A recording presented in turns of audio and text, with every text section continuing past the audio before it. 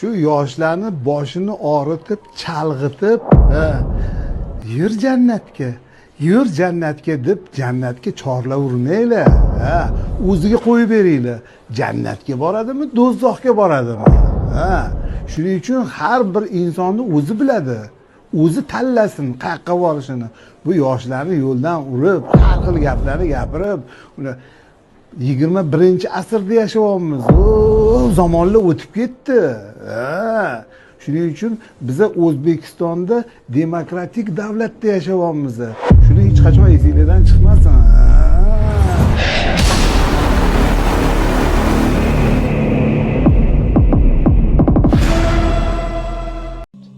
Nima ekan endi u gap? Aiza kunna turaban a inna fi xalqin jadid degan gap. Axir biz tuproq bo'lsak, axir biz yangi xilqatda bo'lamizmikan? Ya'ni tuproqqa aylanib ketganda yangidan tirilamizmi? Hozir zamonaviyroq uslubi bor bu davoni. Kim ko'rib ketdi? Nariga dunyoni. Qani, shuncha o'lganlar qaysi biri tirilib ketdi degan davo. Bu qadimdan kelyapti. Faqat boshqacha uslublar o'zgaraveradi. Endi inson o'zligini unutgach, kelajagini ham unutar ekan. Inson mana qarang, kelajagini unutyapti. Ya'ni men qanday tuproqdan tirilaman deb. Mana shundan o'zligini unutganda, ya'ni o'zing qayerdan chiqding degan odam yo'q unga. Ya'ni shunga tushuntirishda imkoni yo'qki bunga, tushunishni istamaydiki, tuproq bo'lib ketsam qanday tirilaman? O'zing qanday eding avval tuproq bo'lib, shu dunyoga tuproqdan kelding-ku. Ya'ni sen otangdan tug'ilding, onangdan tug'ilding. Otang, onangni ichida urug'lik nimadan paydo bo'ldi? Yaxshi yeb ichgandan. Yeb ichgan ovqatlar nimadan paydo bo'lgan? Go'sht bo'ladimi, o't bo'ladimi? Go'sht bo'lsa o'tni yegandan, o't bo'lsa tuproqdan. O't tuproqdan o'sib chiqadi. Demak, sen qayerdan kelgan ekansan o'zing? Tarixingga bir nazar sol. Tuproq elementlaridan kelgansan. Xuddi shunday o'lgandan keyin tuproqqa qaytasan. O'zing tuproqdan kelgansan, tuproqqa qaytasan. Endi nimasidan ajablanasan, yana tuproqdan chiqib kelishlikdi. Senga buni tushunish uchun bir misol aytaman. Bir mashinani metallomga topshirishdi. Shunda sen tabiiyki savol berasan, nima qilasizlar shunday mashinani metallomga topshirib deysan. Ular aytishadiki, o'zi metallomdan chiqqanda mashina chunki. Endi uni ishlash muddati tugadi. Biz buni metallomga topshiramiz, yana yangitadan metallomdan mashina qilib ishlab chiqarishadi uni. Ha, yaxshi deysan. Demak, bir mashina metallomga topshirilayotgan dalilki, endi yangi mashina bo'lib chiqadi yana u ertaga zavoddan. Ana shunga o'xshab inson ham tuproqqa topshirilayotgani dalilki, ertaga yangi odam bo'lib chiqadi o'sha tuproqdan qiyomat kunida. Kim ko'rib ketdiymish? Ko'rmayapsanmi? Ko'rmisan? Har kun ko'ryapsan-ku mana shuni. O'simlik o'sayotganida, metallomdan metallom ishlab chiqarilayotganligida. Bu kim ko'rib ketdi emas, men ko'rishni istamayman degan gap bu. Ko'rib kelgan ko'p aslida. Hamma yoqda qarasang buni alomatini ko'rasan, lekin sen ko'rishni istamaysan. Qiyomat insonni dunyoda istaganidek yashashga qo'ymaydi. Ana shuning uchun istaganidek yashashni istagandan odamlar qiyomatni inkor qiladi, kim ko'rib ketdi deb. Chunki uni isbot qilsa, endi u istagandek yashay olmaydi u. Ertaga u yoqqa borganda savol javobni o'ylaydi-da. Ana shuning uchun o'zini tuyaqushga o'xshab boshini tuproqqa tiqib oladi-da, kim ko'rib ketdi deb ko'rmaslikka olib o'tiraveradi. Oyda etak bilan yopib bo'lmagandek, sen ko'rmaslikka, tan olmaslikka harakat qilganing bilan qiyomatni inkor qilib bo'lmaydi. Endi bir uslubga e'tibor bering ularni. Aiza, inna buni istifhom inkoriy uslubi deyiladi arab tilida. Ya'ni ular savol beryapti. Axir biz tuproq bo'lib ketsak deb. Mana shu axir biz degan joyi inkor uslubida savol beryapti ular. Axir biz tuproq bo'lib ketsak, keyin yana ikkinchi marta shu narsani takrorlashyapti. Axir biz yangi xilqatda paydo bo'lamizmi? Axir biz. Botil ahlidan shunaqa narsa bor. Haqiqatdan o'zini insasini qotayotgan qilib ko'rsatish uslubi. deb qo'yadi masalan. Turib. Bu inkor uslubidagi istihzo. Yoki ana shunaqa inkor uslubida savollar, shubhalar bera boshlaydi. Kimda ana shunaqa qayta bir narsaga istihzo qilish, qayta bir narsaga savol tashagandek bo'lib inkor qilish uslubini ko'rsangiz bilingki, bu odamni tabiati ana shu uslubi ichidagi iqrorni yashirishga harakat qilish uslubi deyiladi. Ya'ni inson agar ichida bir narsaga iqror bo'lib tursa, keyin o'sha iqrorini lekin tan olgisi kelmasa, tashqarisida uni nima bilandir yashirgisi keladi. Ba'zan kimdir ana shu ichidagi iqrorini kulib yashiradi. ya'ni u kulgulik narsa bo'lmasa ham o'zidan o'zi kulib yashiradi shuni. Kulgulik narsa emas u. Men buni aytayotganim yo'q, lekin deb ringlaveradi. Shu ichidagi iqrorni yashirmoqchi bo'lyapti degan. Ba'zi odamlar ichidagi iqrorini sizga savol berib yashirmoqchi bo'ladi. Unday desang bunday bo'ladi-ku, bunday desang bunday bo'lib qoladi-ku, hozir aytganman, kim ko'rib ketdi? Ana shu savol bilan yashirishga harakat qilish ichidagi iqrorini. Ha, ichida iqror bo'lsa muammo bo'lmaydimi desang yo'q. Ichida Firavun ham iqror bo'lgan. Alloh aytgan: "Wajahadu biha wastayqanatha anfusuhum zulman wa uluwa." Ular ichlarida aniq ishonib turib, lekin zolimligidan, katakonligidan oyatlarimizni inkor qiladilar degan. Ana shu kim ko'rib ketdi degan odamlar ham o'zi ich-ichida biladi. Lekin aytdik-ku, bu dunyoda maza qilib yashashni istaydi. Ana shuning uchun o'zini ko'rmaslikka olib inkor qiladi, kim ko'rib ketdi deb. Shuni bilingki, agar bir inson umuman bir narsani bilmasa, Alloh uni azoblamaydi. To bildirmaguncha. Alloh bir kofirlarni jahannamga tiqib azoblashi dalilki ular bilgan. Bilib turib amal qilmagan, inkor qilgan. Ana shuning uchun u azoblanadi. Shuning uchun ham hozir e'tibor bering, mana shu oyatda ularning mana shu so'ziga javob berilmaydi. Axir biz deb yotdi-ku. Axir biz tuproq bo'lib ketsak, axir biz yangi jismga yana kirib tiriltirillamizmi degan gapiga Alloh javob bermaydi-da, oyatning davomiga qarang. Ana o'shalar Robbilariga kofir bo'lganlar, ana o'shalar bo'yinlariga kishan solinganlar, ana shular do'zax ashobidir, ana shular unda mangu qoladi deydi. Ular savoliga axir bizlarga javob qani? Yo'q. Nega yo'q? Chunki javob ularning ichida turibdi o'zi. Ularga bitta javob bor, jahannam senga. Ana shu senga javob. Keyin oyatda yana bir narsaga e'tibor bering. Ulaikallazina kafaru bi robbihim. Ana o'shalar Robbilariga kofir bo'lganlar. Ana o'shalar degan nuqtaga e'tiboringizni qarating. Bitta keldimi? Ana o'shalar bo'yinlariga kishan solinganlar. Ikkinchi marta kelyapti. Ana o'shalar degan. Ana o'shalar do'zax ashobidir. Uchinchi marta kelyapti. Ular o'sha do'zaxda mangu qoluvchilardir deyilyapti. Ulaika. Ana o'shalar, ana o'shalar, ana o'shalar. Nimaga bu narsa 3 marta takrorlangan? Yuqoridagi ularni o'zlaricha haqni yashirib, axir biz deb takrorlayverishyapti-ku. Ana shunga javoban Alloh ham takrorlayapti. Axir biz deb o'zingcha savollar, shubhalar tashlaysanmi? Ana o'sha sen, ana o'sha sen, ana o'sha sen shu gaping uchun ham va bu gaping uchun ham va bu gaping uchun ham jahannamdasan. Shuni bilingki, biz agar bir odamni haqni bilib turganini agar his qilsak, endi uni kibr bilan inkor qilyaptimi? Nafsi uchun inkor qilyaptimi? Bo'ldi, biz u bilan tartib o'tirmaymiz. Dunyoda imkonimiz bo'lsa bo'yniga qilich, imkonimiz bo'lmasa Alloh taologa borganda jahannamga deymiz. Biz hech qachon bir odam haqni bilib turib, lekin sarkashlik qilaversa, unga yalpayishga buyurilmaganmiz. Dunyoda imkonimiz bo'lsa bo'yniga qilich, imkonimiz bo'lmasa-chi baribir ketadi bir kun Alloh taologa jahannam.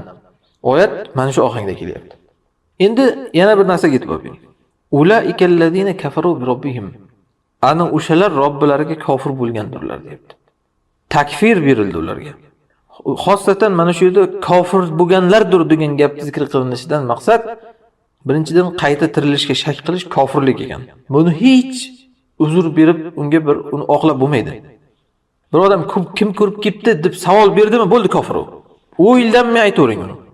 Chunki mana shu Makka mushriklar ham savol bergan, axir biz tuproq bo'lib ketsak, axir biz yangi xilqatda tiriltirilamizmi deb. Savol berdimi, bo'ldi kofir u.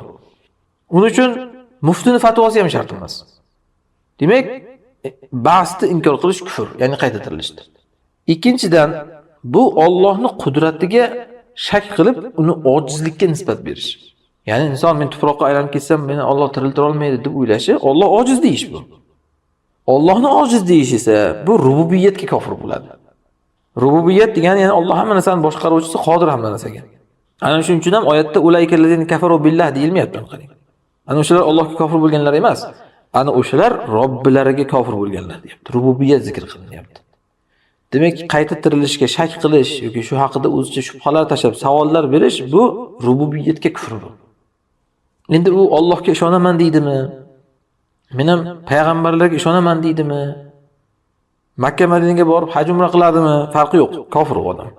Chunki men bu ishlarni hammasini Makka mushriklari ham qilgan. Mana shu oyatda aytilayotgan o'sha Alloh ularning kofirligiga guvohlik berganlar ham o'zlari ham Makkada yashab o'sha yerda haj umra qilgan ular ham. Ular ham Alloh deb gapirgan. Kim yaratgan shu osmonlarni yer desa Alloh deyishgan. Ular ham Ibrohim alayhisalom, Ismoil alayhisalomlarni payg'ambar degan. Lekin qayta tirilishga shubha qilib savol berdimi, bo'ldi kofir bo'ladi odam. Shuningdek, agar bu dunyoni men tanlayman, narigi dunyoying bo'lsa o'zing ket o'sha yeringga degan odam ham o'ylanmay aytavering, kofir odam bu odam.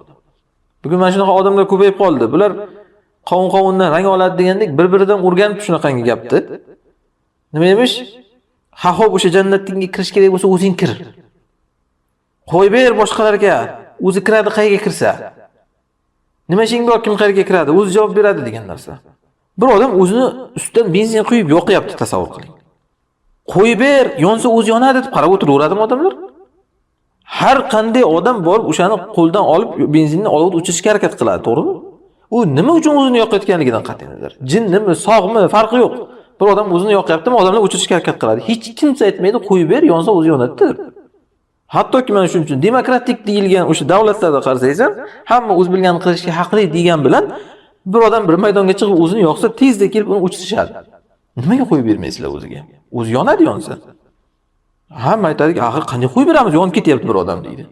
Ana shunga o'xshab biz ham aytamizki, sen hozir mana shu ko'rib turgan ustidan benzin quyib o'zini yoqayotgan odamga sen achinganingdan ko'ra biz insoniyatni jahannamga kirishga achinamiz. Shuning uchun hech qachon qo'yib bermaymiz. Kerak bo'lsa shuning uchun odamlar bilan urushamiz. Jahannamga kirmadim. Urushga imkoni bo'lmasa, og'zimiz bilan urushamiz, jahannamga kirmadim. Bularni demak qarang, iymoni yo'qki demoqchiman o'sha jahannamga. Ana shuning uchun ham ular qo'yib ber, kim kirsa kiraveradi, qayerga kirsa deydi. Zarracha iymoni bor odam jahannamga qayta tirilishga, bir odamga qo'yib ber, qayerga ketsa o'zi ketadi demaydi. Shuning uchun kim aytdimi shu gapni o'ylanmay ayting, bu odam kofir. Shuning uchun ham Alloh ana o'shalar degan uslubda keltiryapti buni. Ya'ni kofir o'zi shuda o'zi kofir degani. Shu kofir bo'lmasa o'zi kim kofir bo'ladi boshqa? Ana shuda o'zi kofir bo'lganlar Robbisiga deyapti. Bunaqa uslub o'zimizda ham bor-ku. Bir odamni masalan bir ish qilayotganda shu odam shumikan deb tursang, ha shuda o'zi boshqa kim bo'ladi shu deysiz. Ana shunga o'xshagan ta'kid uslubi bu. Shuning uchun ham ulayka kafaru demayapti yoki allazina kafaru demayapti. Ikkita narsa bor. Ulayka allazina kafaru. Bu degani ana shularda o'zi kofirlar degani. Endi kofirlikning jazosi nima? Va ulaikal aghlalu fi anaqihim. Ana o'shalar kishanlar bo'yinlaridadir. Bu oyatning ikki xil tafsiri bor. Birinchi tafsiri ana o'shalarda dunyoda bo'yinlarida kishanlar bor. Ya'ni bu dunyoda ularda aqllarida kishanlar bor. Shayton ularning aqlini kishanlab olgan. Havoy nafs ularni aqlini bo'ynidan maqsad ana shu. Bo'ynidan o'tkazib olibdi deyiladi-ki bitta odamni. Bu nima degani? Uni aqlini boshqaryapti degani. Ana shunga o'xshab ularning bo'yinlarida kishanlar bor degani shayton va havoy nafs ularning bo'ynidan ip o'tkazib olgan. Uni boshqaryapti ularning havoy nafsi, shaytonlari. Shuning uchun ular haqni tushunmayapti. Mana Yasin surasida bir oyat bor. Va ja'alna fi a'naqihim aghlalan. Inna ja'alna fi a'naqihim aghlalan. Biz ularning bo'yinlariga kishan solib qo'yganmiz degan. Bu o'sha haqni ularni tushunmaydigan, haqqa ergashmaydigan qilib qo'yganmiz. Shaytonlar, nafslari ularning bo'ynidan kishan o'tkazib olishligiga qo'yib berganmiz ularga biz degan ma'no bor. Shunga o'xshash mana bu oyat ham. Demak, ular tushunmaydi, chunki ularning bo'ynida shayton kishan o'tkazib olgan degan. Ikkinchi tafsiri ana o'shalar qiyomatda ular bo'yinlaridan kishan o'tkazilgandirlar. Bunda ular qiyomatdagi jazolari gapirilayotgan bo'ladi. Ikki tafsir ham to'g'ri, chunki kimni bo'ynida dunyoda agar shayton va nafsi kishan solib olgan bo'lsa, u endi qiyomatda jinoyatchi tarzida bo'yniga kishan solinib jahannamga olib ketilinadi. Bu dunyoda shayton va nafs kishanini bo'ynidan sug'urib tashlaganlar ertaga jahannam kishanidan ozod bo'lganlar. Shuning uchun ham biz bu haqqa ergashmagan odamlarni jinoyatchilar deb nomlaymiz. Qur'onda doim ularni jinoyatchilar deb nomlanadi. Va shuning uchun ham xuddiki jinoyatchiga muomala qilingandek, qiyomatda ularga bo'yniga kishan solib jinoyatchi tarzida jahannamga olib ketilinadi. Keyin inson agar qattiq jinoyat qilgan bo'lsa, bo'yniga, qo'llari, oyoqlariga kishan solinadi-da, uni umrbod qamoq jazosiga hukm qilinadi. Masalan, g'arb davlatlarida, boshqa davlatlarda eshitasiz, 100 yil, 200 yillik qamoq jazosiga hukm qilinadi. O'zi yashamasa ham hattoki. Bu degani jazotni ham bermaydi senga degani. Jinoyat qattiq bo'lsa, uni o'tash muddati uzayadimi? Ana shunga o'xshash bu jinoyatchilarga Alloh shuning uchun ham hum fiha xolidun deyapti. Jahannam ashabi ular unda mangu qoladilar deyapti. Abadul abad jahannamiylar chiqmaydi. Endi yana bir narsaga e'tibor bering. Ana o'shalar bo'yinlarida kishanlar bor deganda, doim Qur'onda fi a'naqihim deb keladi mana shu bo'yinlarida kishanlar. Arab tilida fi degan so'z bir narsani ichida degani aslida. Al-ma'u fil qadah deysiz masalan. Suv qadahning ichida degani. Savol: kishan qanday bo'yinning ichida bo'ladi? Mana bu ajoyib bir ma'noni beradi. Kishan desa, bugungi kundagidek bunday bo'ynini atrofini aylantirib o'rab qo'yadigan kishanni tushunmang unda. Bu oson bo'lardi agar unaqa bo'lsa. Kishan fi a'naqihim bo'ynini ichidan o'tkazilingan uni. Ya'ni haligi jahannam zanjirlari uni bo'ynini atrofidan bo'ylab olingan emas, xuddi etib bo'ylagandek. Yo'q, bo'ynini teshib ichidan o'tkazilingan zanjir. Mana odamlar hozir mana burnini teshib ichidan halqa o'tkazyapti. Quloqni teshib ichidan o'tkazadi zirak. Ana shunga o'xshabda fi a'naqihim degan so'z mana shu ma'noni beradi. Bo'ynini teshib ichidan zanjir o'tkazilingan. Bu endi u har qimirlaganda, harakatlanganda qanaqangi ozor beradi tasavvur qilavering. Uni yechib tashlashning imkoni ham yo'q. Bo'yinni ichidan teshib o'tkazilingan kishanlar bor ularda. Endi Alloh senga dunyoda ixtiyor bilan chaqiradi seni. Uni amriga yurishingni va uni shariati bilan o'zingni kishanlashingni. Bugun shariatga amal qilishni gapirsang, ba'zi odamlar odamni qiynab tashlading-ku, ezib yording-ku, siqib yording-ku deydi. O'rab chirmaysan, uni qilma, buni qilma, hamma narsa harom ekan senga. Bir o'rab chirmaysan ayollarda ham deydi. Erkaklarda ham uni yema, buni ichma, bunga teginma, hammani sen taqiqlab tashlaysan. Bir ozod yashaylik axir deydi. Yo'q. Ozodlik qiyomatda bo'ladi. Ad-dunya sijnul mu'min. Dunyo mu'minga qamoq. Mu'min odam dunyoda qamoqdek kishanlanib yashaydi. Nega? Ertaga mana shu jahannam zanjirlari bo'ynini ichidan teshib o'tkazilinib kishanlanmasligi uchun. Alloh senga bugun ixtiyor bilan senga ana shu chaqiryapti. Shariatga kir. Shu bilan o'zingni zanjirla. Qilma degan ishni qilma. Va bu seni shariat bo'yningga ichidan zanjir bo'lib hech seni qimirla olmaydigan qilib qo'ymagan ham aslida. Shariatga ergashsang ham hech bir azob chekib yashamaysan. Lekin agar ergashmasang, ertaga baribir kishanlanasan. Haqiqiy bo'yningdan ichidan teshib o'tkazilinadigan kishan bilan kishanlanasan. Bu abadul abad kishan bo'ladi. Biz dunyoda shariat bilan kishanlanamiz ozgina muddat.